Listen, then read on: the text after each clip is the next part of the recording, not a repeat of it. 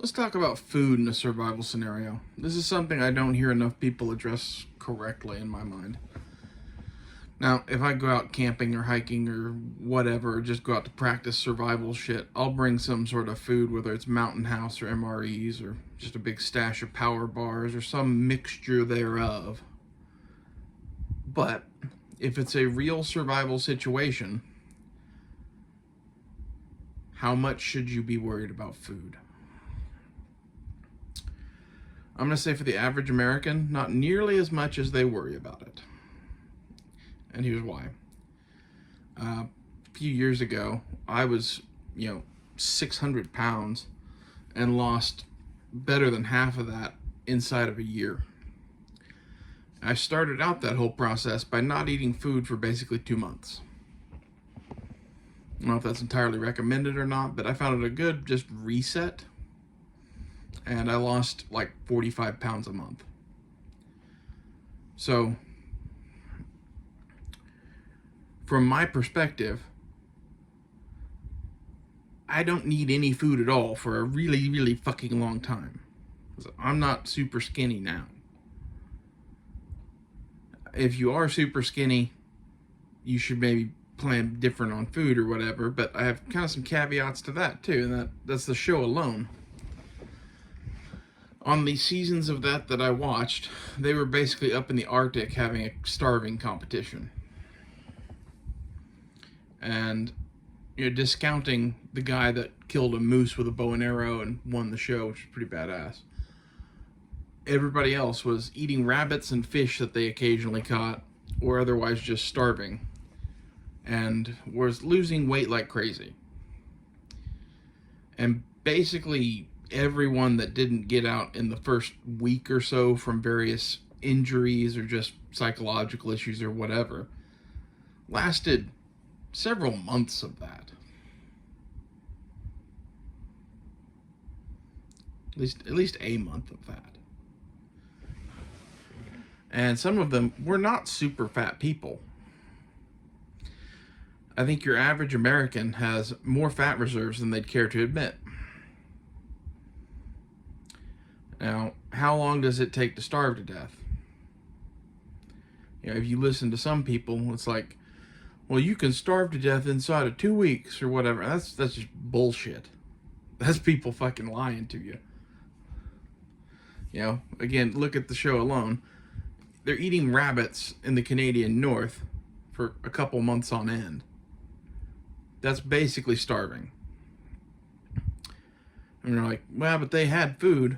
A rabbit doesn't have enough fat on it to replace the fat that you use to go out and collect said rabbit. Rabbits basically have no fat on them.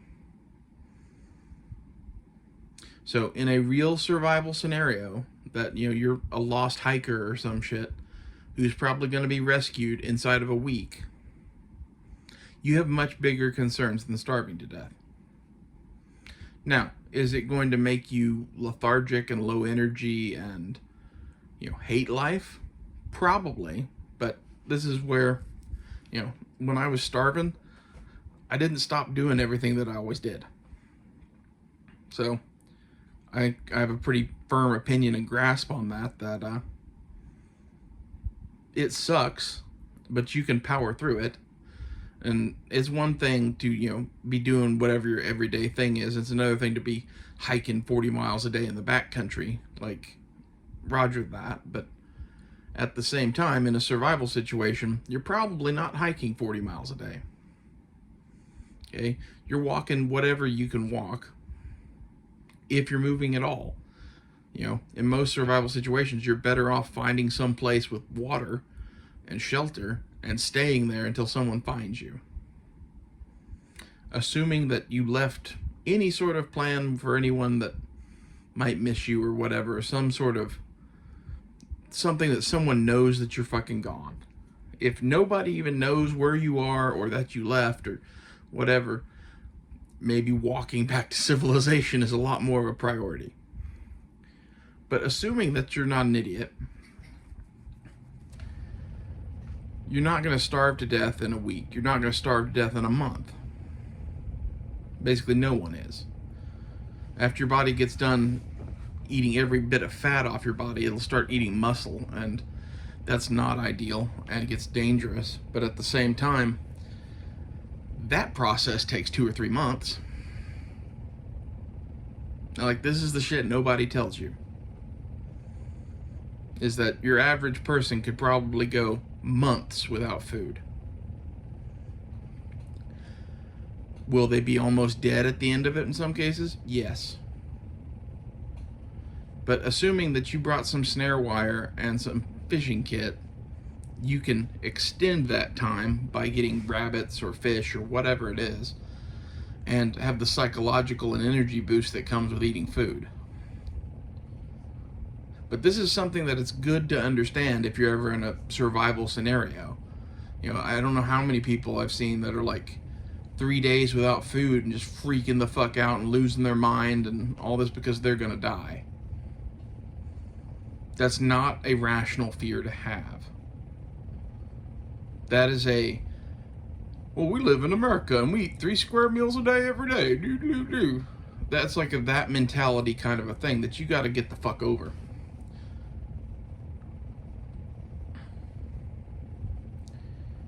And like in a survival kit, if I was going to pack a big survival kit, like a full backpack of supplies, I'd have, you know, some pots and pans and tools and that kind of stuff too. And then the rest of the pack would be filled with as much food as possible, along with maybe like a 22 or a bow and arrow or something, in addition to snaring and fishing to gather food with. Food would be a concern for sure, because it extends the amount that you can be out there. But in packing such a kit, the only time I think I could pack such a kit would be to go on something like alone or some shit. You know? Any survival situation in the continental United States is not going to last more than a week or two. It's just not. Again, assuming that you left a game plan ahead of time, and that search and rescue is actually out looking for you in whatever area you actually got lost in. Now, if you decided to go into the middle of the Mojave Desert by yourself and tell no one, you better have brought the backpack full of food. But there's actually more to eat in the desert than most people would expect. And this is kind of the strange thing about survival or whatever, is it's all highly dependent on where you are, and some of the worst places in the world have the most food. You know, take the desert for example. You'd think, oh, there's not much out there, but there's a lot of edible plants. There's a shitload of snakes. Snakes are venomous and deadly, and you need to know how to deal with them. But once you understand how a snake works, you know, you can make a long stick or a spear or some sort of shit like that, pin its head to the ground, and go up with a knife and cut its fucking head off, and then throw that shit in the fire, and boom, snake dinner. Okay? Rabbits are pretty much in every fucking environment in one form or another. Sometimes they're hares, sometimes they're jackrabbits, sometimes they're just bunnies. But there's some sort of that everywhere.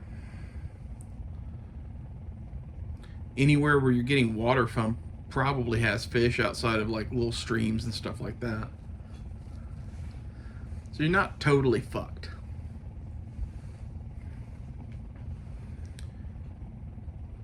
It's one of those things that if you can bring more food with you, bring more food with you. But just know that's not the main thing that figures into you surviving or not. The stuff that's going to kill you relatively quickly in some sort of survival situation is some sort of horrific injury, large predatory animals, hypothermia or hyperthermia, either way, too hot or too cold.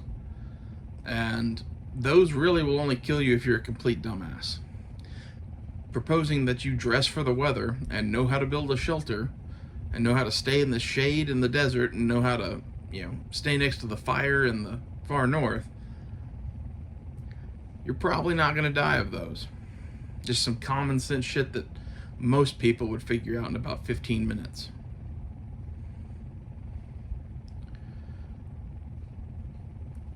the food thing is entirely mental. If not having food makes you feel lethargic and run down and whatever, some of that is real and some of that is head game. You know, when I was starving the first week or two, I kind of felt a little lethargic. But by the third week, I didn't even fucking notice anymore. I was just enjoying the amount of money I was saving on groceries, to be honest. It was like I had an extra, $100+ to spend on whatever the fuck I wanted every couple weeks or so.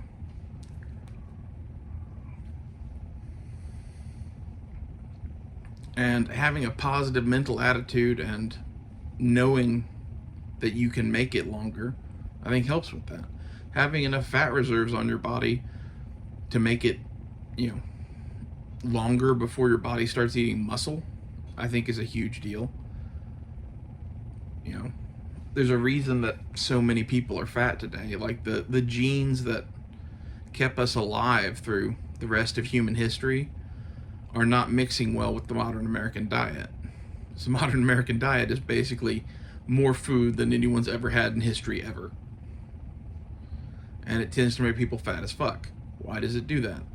Because your body is very, very good about not dying. And any extra energy it gets, it stores as fat, because for 10,000 plus years, really hundreds of thousands of years, it needed those fat reserves to get through winter or other, periods of low food. And I think most people would be shocked at how little Aboriginal cultures or like our early human ancestors ate. Don't get me wrong, I'm sure they ate quite good at times, but at other times they were starving for months. And it shows in our ability to do this. If you're going to pack food for a survival kit, I'd recommend MREs, because pretty much you can just eat everything in them without heating them up. Although I will say all of the entrees are better heated than they are unheated. They also all come with heaters that you can pour dirty water into and they heat up the shit. Like, there's no need to waste your clean water on it, assuming you aren't in Arizona or some shit. But even in Arizona, there's little creeks and streams and shit, and a lot of washes, which are basically rivers run dry, creeks run dry, and even when there's no water there, if you go to the right spot of a wash, you'll find wet dirt, and you dig a deep enough hole there, you will eventually find water. Now, if you're on a desert island or some shit like that, I don't know how those work with salt water. I assume it still works. Might be chemically different for all I know. But that's not most people. Most people are not going to some Gilligan's Island, something or other.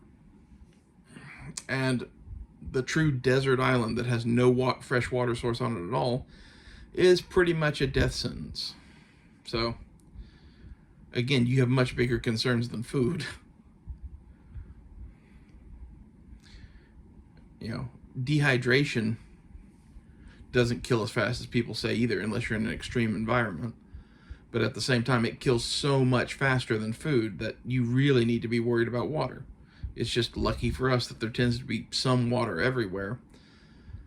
And it's relatively easy to make it drinking safe. And even if you don't have anything to make it drinking safe, you're better off drinking the water and getting sick than you are not drinking the water. It's like not drinking the water at all will kill you inside of a week, pretty much always. The blowout diarrhea from drinking bad water probably won't kill you. Might kill you, but probably won't. So, drink the water. This video isn't really about water, though, but it's in that list of shit that's way, way, way, way more important than food. And everybody who's into survival shit at all focuses on food to a large degree because of this mentality of, well, I need 3 meals a day, and if I don't have my Cocoa Puffs, I don't know how I'm going to function. That's just ridiculous. Starving isn't fun. You know, you'll find that people that have starved typically don't ever want to go without food again. But at the same time, it's not that big a deal to go 5 or 6 days without food. It's not that big a deal to even go a few weeks without food. And how long is your survival situation really going to last? This is where I would put a much bigger priority on shelter, fire, water treatment, medical needs over any food gathering tools or whatever. The good part is snare wire and a fishing kit is so small and so compact you could basically have it in any survival kit you ever pack. And as good as a 22 or a longbow or something might be at hunting, it's going to pale in comparison to snares and fishing. Always. Assuming you know how to fucking set snares, which is a complete topic in and of itself that I think a lot of people would suck at. It's one of those things that it's one thing to have snare wire. It's another thing to know how to take that wire and make a snare. And then once you have that snare, know how to place it in such a place that an animal will get caught in it. Animals leave tracks. Animals make trails. You know, look for funnels that focus in rabbits or whatever game it is that you're doing. Like if it's a deer trail, I'd make a much bigger snare, a much bigger trap. Because you can snare even that shit. Although the fucking like picture wire or whatever you're carrying to snare with probably isn't big enough to catch, you know, a deer. You should probably keep that in mind too. Like, what is the thing that you have actually good for? When people try to snare deer or wolves or whatever, they're using like a heavy cable braided wire that's made to do such things with. They're not using, 22 gauge stainless steel wire or brass wire or whatever it is you've chosen.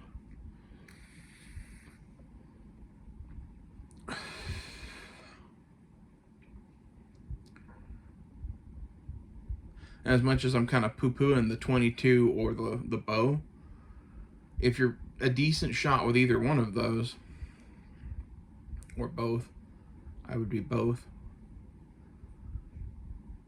your chances of getting game goes up dramatically because now you have traps and snares set and you're trying fishing, and if you see something you can shoot it, which it would amaze you how many animals that live out in the back 40 someplace don't give a fuck about humans. Some things like deer during deer season get kind of skittish. But I've had jackrabbits and shit walk right up to me and be like, well, what are you? And it's because the thing that normally eats them doesn't even remotely look anything like you, so they don't know you're a threat yet. And rabbits in general kind of have this thing where we're going to hold real still and hope it doesn't see me. And if you practice at it, you can walk up within 5 or 6 feet of a rabbit. And that's why you can kill rabbits with like a wooden stick that's kind of shaved down, just hit them in the head with it. It's called a rabbit stick or a throwing stick. You can pretty much always make one of those.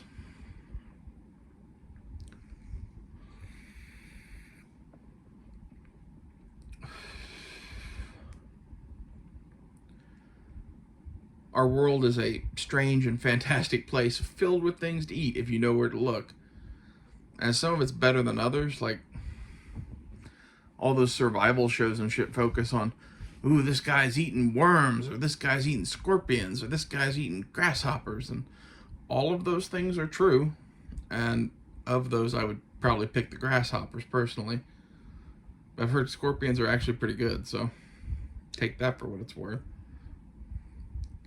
But in a 7-day survival scenario, I don't know that I'd worry about any of those. Everyone on those survival shows is always like, I gotta get some food energy in me, or we're not gonna be able to make it through this week.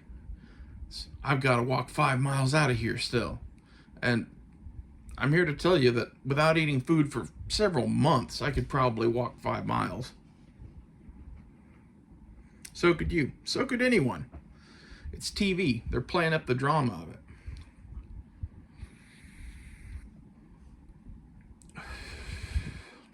And that shit definitely doesn't help the situation of, Americans in a survival situation thinking that if they aren't getting 3 square meals a day, every day, that they're gonna fucking die.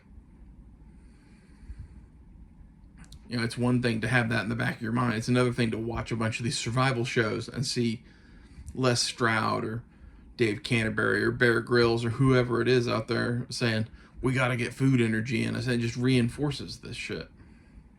It's like, no, you don't. You're in a situation that ends inside of a week. How much energy is there in 5 scorpions? I tell you, not much.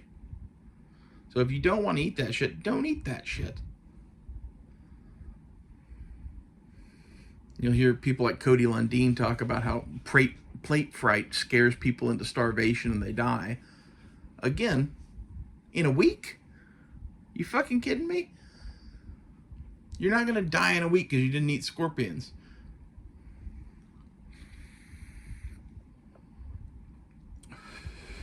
It just looks good on TV.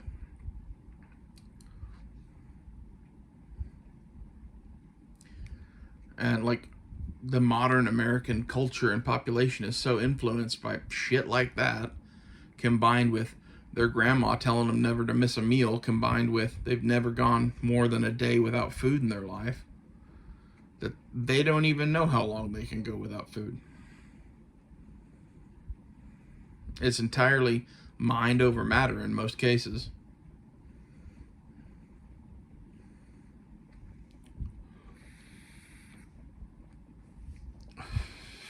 Hunger will make you do some strange shit, like eat scorpions, but it would take me a hell of a lot longer than a week to be on board with the scorpion game. Hate to tell you that.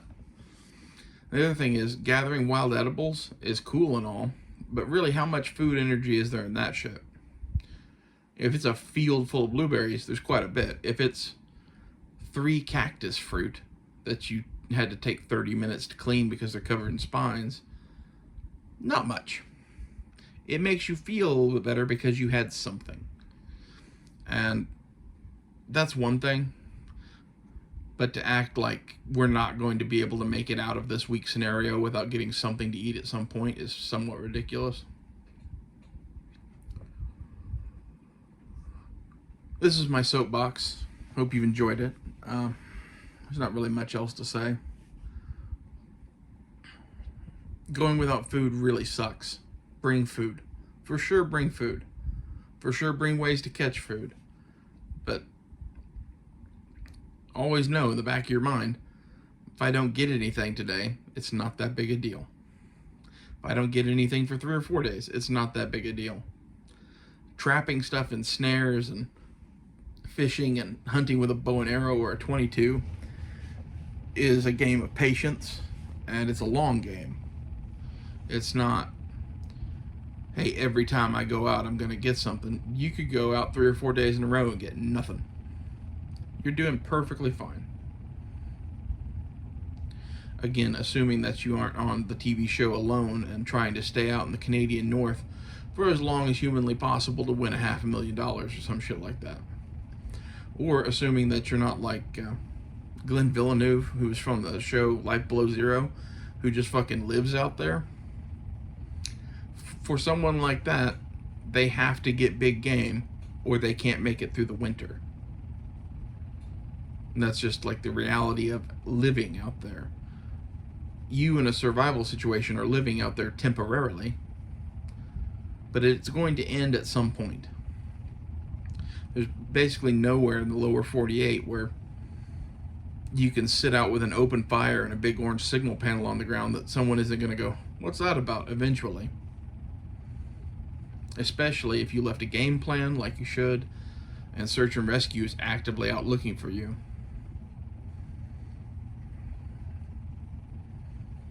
This whole idea of being in a scenario where survival hunting is necessary is really overplayed in my mind. Well, I'll see you guys later. Leave me a comment. What's the longest you've gone without food? See ya.